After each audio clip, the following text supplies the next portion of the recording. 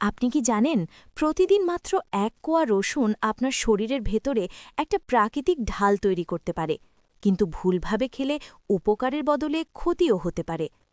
রসুন শুধু রান্নার মশলা না, এটা একটা প্রাকৃতিক ঔষধ। কিন্তু প্রশ্ন হল, রসুন খাওয়ার সঠিক নিয়ম কি? সবচেয়ে ভালো সময় সকালে খালি পেটে 1 কোয়া কাঁচা রসুন হালকা চটকে 5-10 মিনিট রেখে তারপর কুসুম গরম পানি দিয়ে খেলে সবচেয়ে বেশি উপকার পাওয়া যায়। রসুনের স্বাস্থ্যগুণ: রোগ প্রতিরোধ ক্ষমতা বাড়ায়, উচ্চ রক্তচাপ নিয়ন্ত্রণে সাহায্য করে, কোলেস্টেরল কমাতে সহায়ক, হৃদযন্ত্র সুস্থ রাখে, শরীরের ক্ষতিকর জীবাণু দূর করে। কিন্তু সাবধান, যাদের গ্যাস্ট্রিক, আলসার বা পেটের সমস্যা আছে তারা খালি পেটে রসুন খাবেন না। তাদের জন্য রান্না করা রসুনই ভালো। সঠিক নিয়মে রসুন খান, ওষুধের ওপর নির্ভরতা কমান। ভিডিওটি উপকারী হলে লাইক দিন, আর এমন স্বাস্থ্য টিপস পেতে চ্যানেলটি সাবস্ক্রাইব করুন।